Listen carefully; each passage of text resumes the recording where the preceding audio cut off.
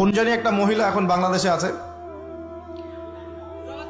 আপনারা তো জানেন, মাশাআল্লাহ সবই তো জানেন।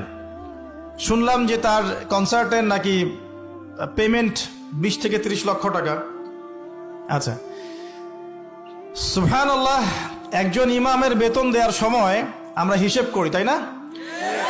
10,000 টাকা না 8,000 টাকা, 2,000 টাকা বাড়াতে আমাদের কলিজা কাঁপে। একটা ওয়াজ মাহফিল হবে, সেখানে দেখা যায় যে একজন আলোচক আসবেন, তার হাদিয়া তোহফা দেওয়ার ক্ষেত্রে আমাদের হিসেব করতে হয়। এবং যখন একটু রাউন্ড ফিগার চলে যায়, যে একজন বক্তার হয়তো লাগছে 20, 30, 40 ইত্যাদি, তখন অনেক সমালোচনা হয় যে তারা ধর্ম ব্যবসা শুরু করেছে।